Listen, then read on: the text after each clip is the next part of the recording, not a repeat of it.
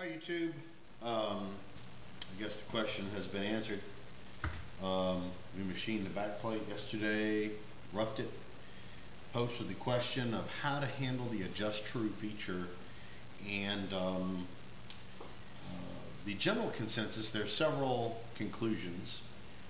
One, obviously, is there's no need to have more range of adjustment than you have movement in the bolts. The bolts this mounts with are 3/8 inch socketed cap screws, and there's only so much play in the bolt hole. One of the viewers suggested 20 thousandths, no more than 20 thousandths play with that 3/8 inch bolt, and that's probably pretty good. Just wiggling a bolt around in the bolt hole here to see how much there is. That's probably not far off on an estimate. So there is that. There's no reason to have any more adjustment than you have room for movement. Tom Lipton rightly pointed out that the Adjust-Tru feature is to adjust the work, not the chuck. It's not something that's meant to be set once and then just forgotten about. While it's not a for job, you do have the ability to set a part in here and adjust the run out. So what I'm going to do now is I'm going to machine the spigot or the boss on the back plate down to a nice solid slip fit. So in other words, no movement. We're going to take it out, we're going to put it in the super spacer over on the mill, we're going to drill it, tap it, we're going to mount the chuck, we're going to put the chuck back in the lathe, we're going to put a piece of drill rod in there, we're going to put an indicator on it, and we're going to measure and see what the run out looks like. This is step one. Then we'll figure out how much we want to take off of there. So let's get started on that. Alright, I got the faceplate back plate is still in the lathe, hasn't been moved. I did some quick measuring, and we are a solid 247, 245, 247 large on our diameter here for our slip fit. So we got to take off a fair amount of metal. So I'm going to go ahead and start that process, and you know, no use babying it. Alright, let's get it fired up.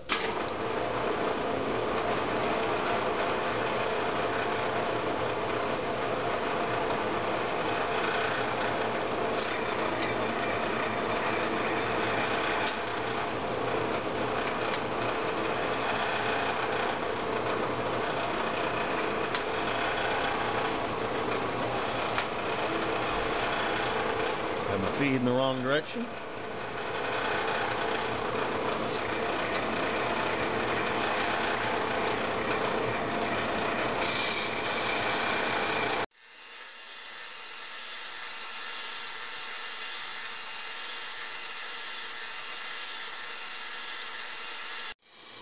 We'll go ahead and take a cut and zero our dial, take the measurement, and start from there.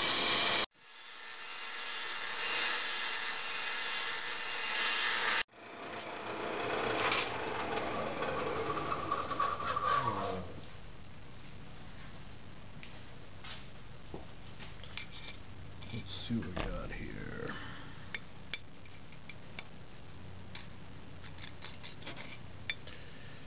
We're still 220 big.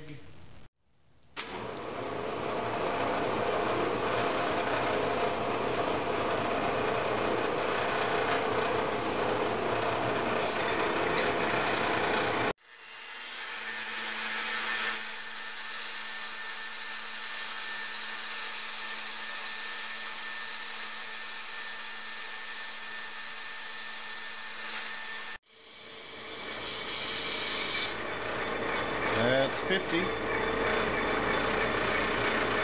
Go to 100.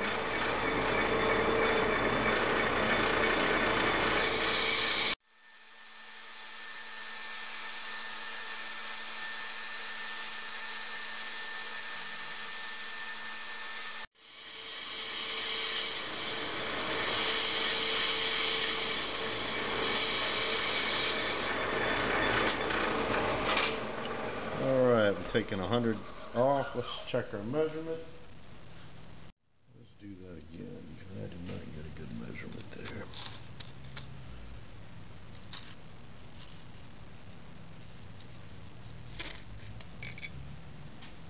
Alright, yeah.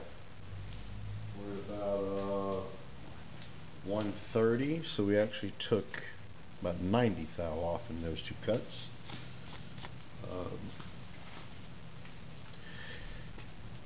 Let's spool it up for another 50 thou.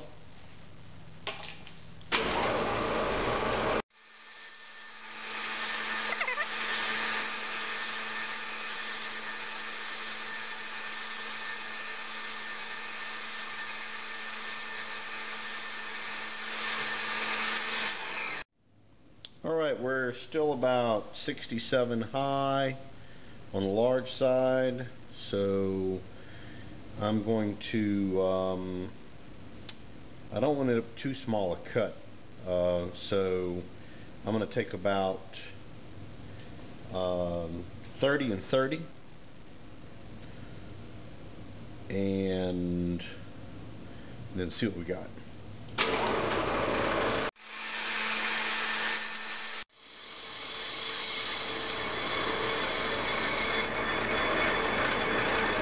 Alright, that's 30. We're going to knock off another 30.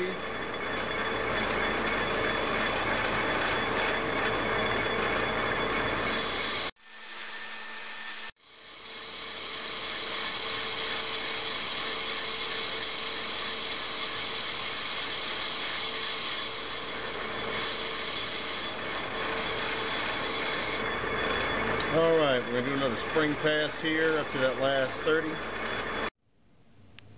Alrighty. We did a little measuring here and we're really close. I'm going to try to do a little test fit here in a second. And I'm just going to break some of these edges so I don't slice myself to pieces.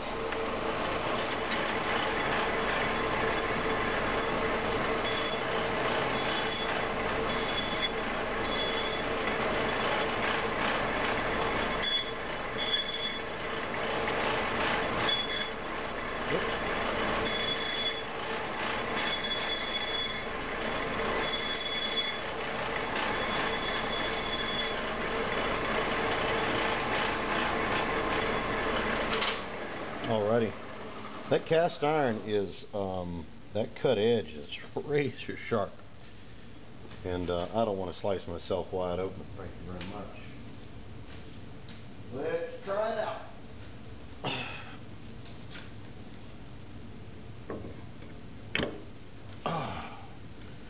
There we go. Slip right on. No discernible side to side movement. I mean, I can rock it this way obviously, but side to side, up and down, there's no discernible movement, so we got a real nice fit.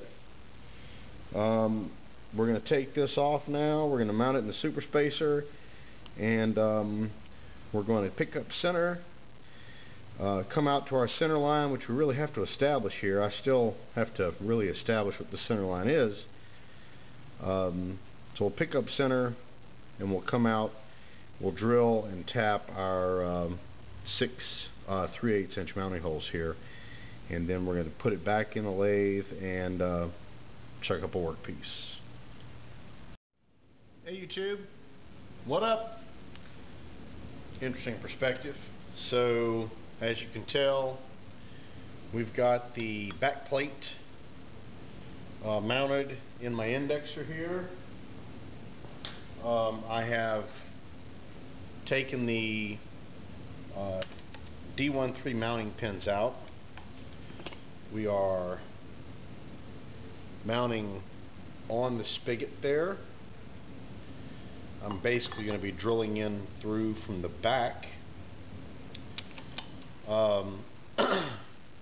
I marked the pins so I can put the same pins back, and they were to the gauge line, so that's fairly simple to do. And we're going to pick up center here with the center finder, with the edge finder. Pick up X and Y a couple times, and then the bolt hole distance on the chuck is 6 3/4 inches.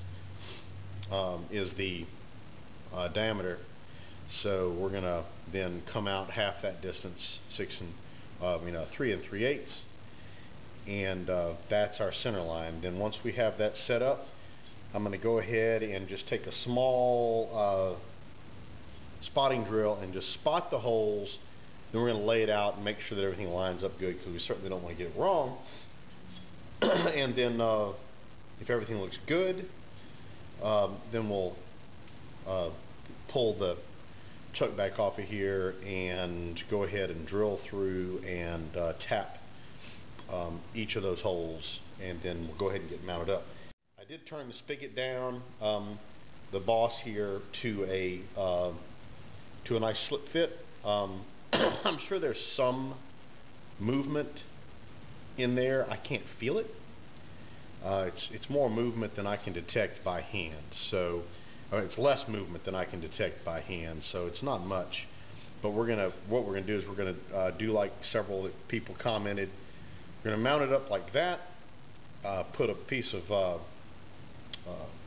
drill rod in it, and put the best indicator that I have on it, and then we're going to find out how far out we are, and then we're going to cut off enough to accommodate that amount of movement, or maybe a little more. Anyway, so let's get the center finder going here, the edge finder going here.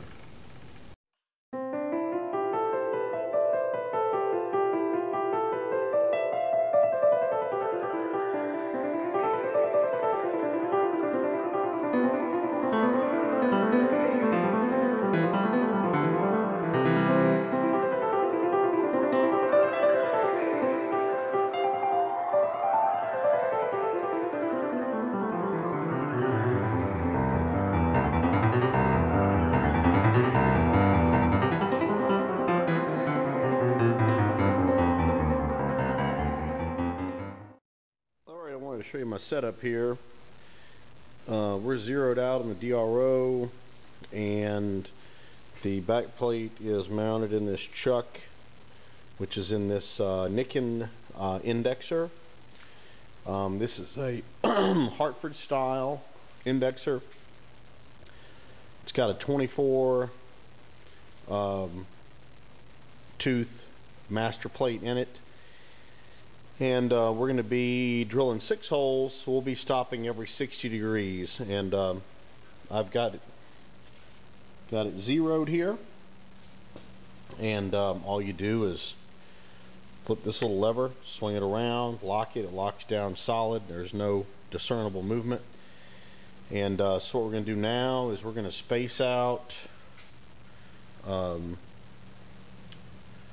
3/8, which is half of the bolt hole pattern distance. 3.75. Alright, I'm going to go ahead and lock it down. We could use the DRO's bolt hole pattern function, but this is a little faster when you're doing multiple holes, and it's plenty accurate. So I've got the X and the Y locked down, and what I'm going to do here first is I'm just going to tap off, and I got a little spotting drill here. I'm going to tap off all 6 holes. Then I'm just going to lower the table down and lay the chuck up here and check my pattern out just to make sure everything's okay. So let me mount the. Alright, so I'm going to use a little air. I'm not going to use any coolant. Just use a little air to help with the here it goes, to help with the dust.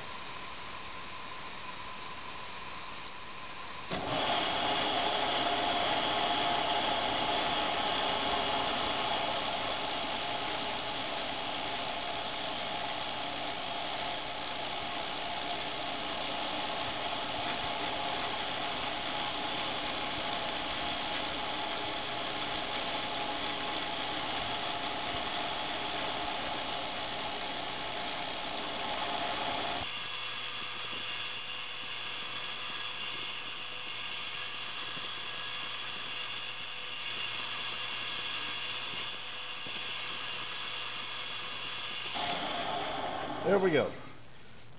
We got our 6 holes laid out there. I'm going to drop the table down and let's lay the chuck up here and make sure everything fits. Alright, we got the chuck up here. Everything lines up nicely. By the way, I wanted to point out that Tom, the little rod that you sent in your care package, is being put to good use here, mounting my coolant nozzle. Works fantastic. And we're currently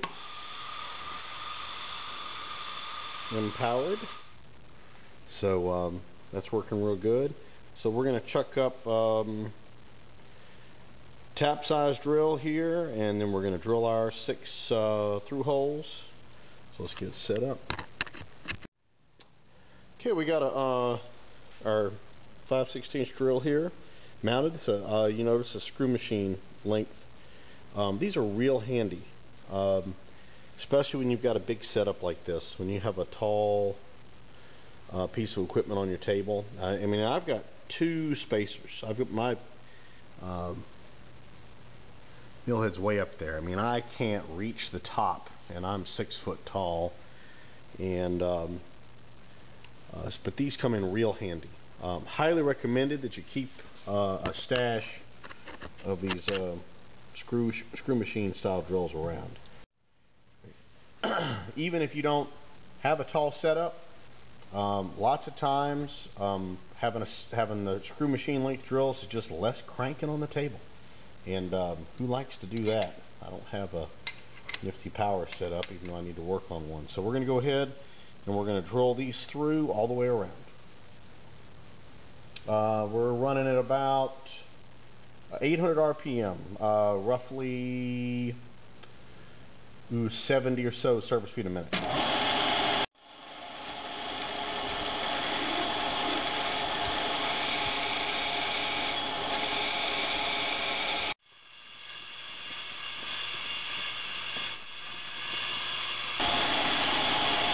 Alright, last hole.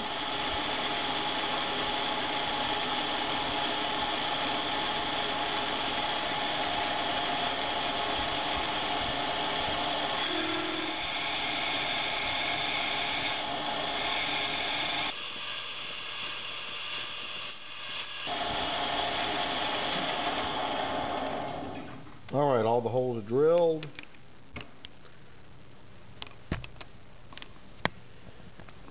And I'm going to go ahead and get my 3/8 by 16 tap. We're going to tap these babies. Actually, you know what?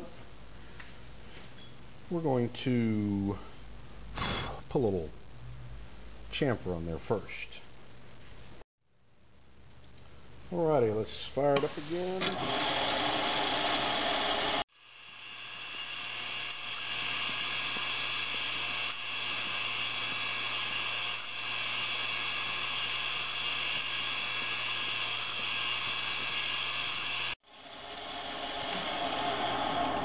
Alright, now we'll tap up in there and we'll tap some holes here.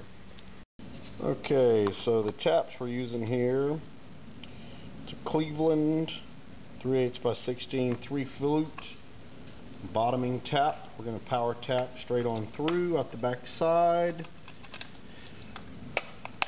dry.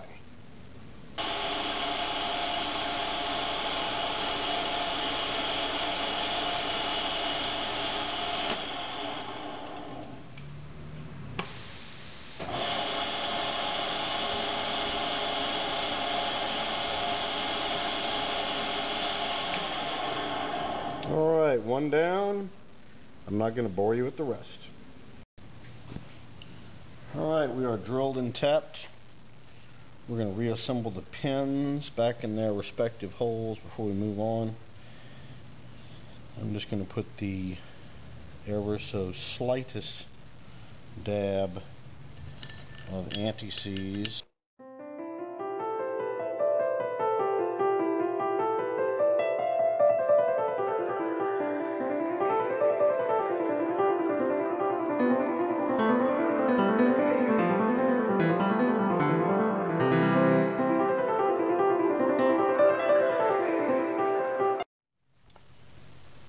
Alright, we got our pins mounted, wiped, cleaned up a little bit here. Now we're going to go ahead and mount the chuck. Try to get it lined up as close as I can. Get the flashlight out. That's pretty darn close.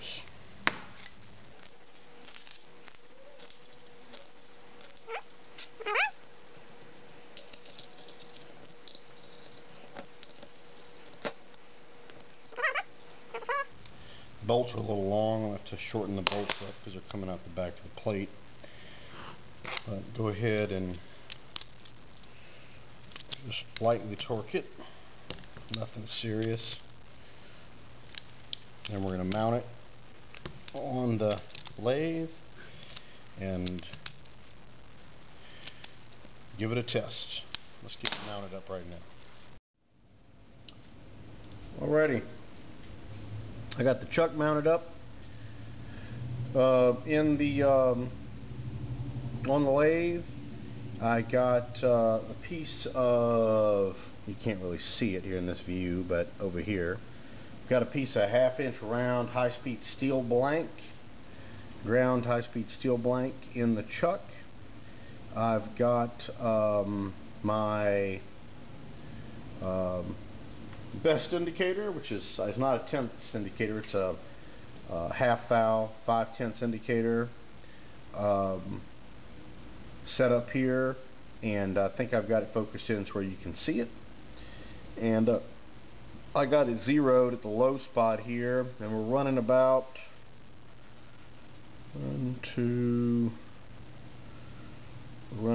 3 thou out. So honestly, that's pretty darn good.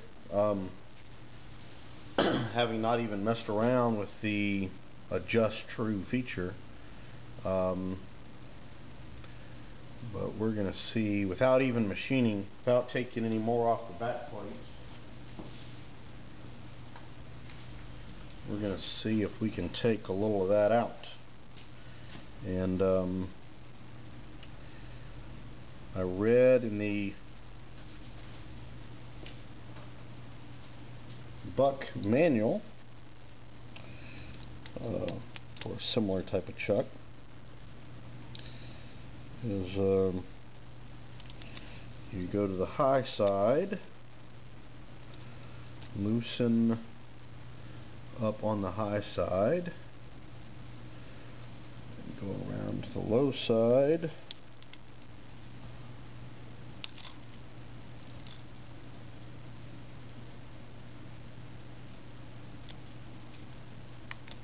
try to tighten some of that up.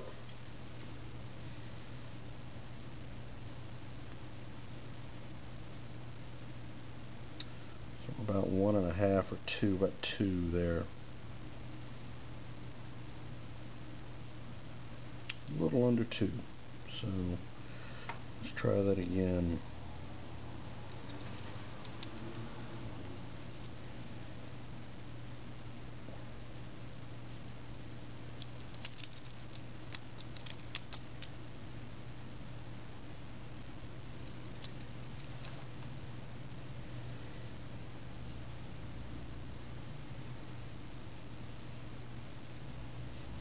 That's looking pretty good. I think that's pretty much referred to as dead nuts. Right on the money.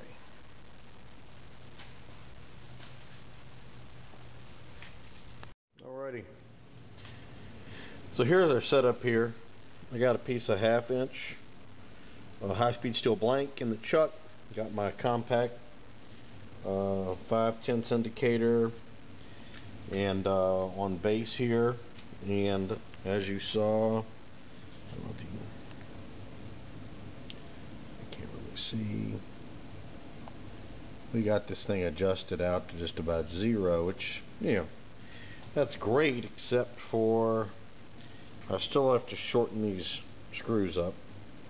That's a serious safety concern right here.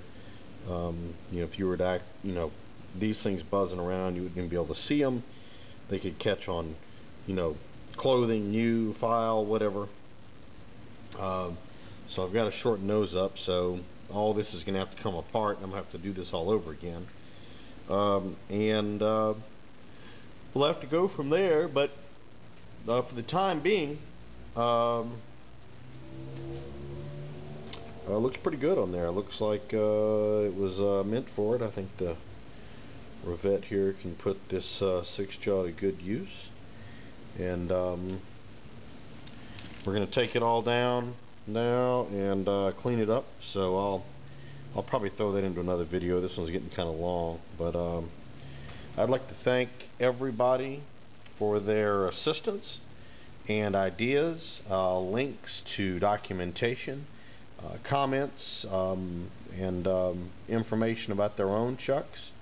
As usual, very helpful, very insightful. It really is a great community, and I will, like I said, I'll probably do another video on this just to show this stuff all cleaned up after we're done. And thank you very much, and we'll move on to the next project. So see you guys soon, and be safe in the shop.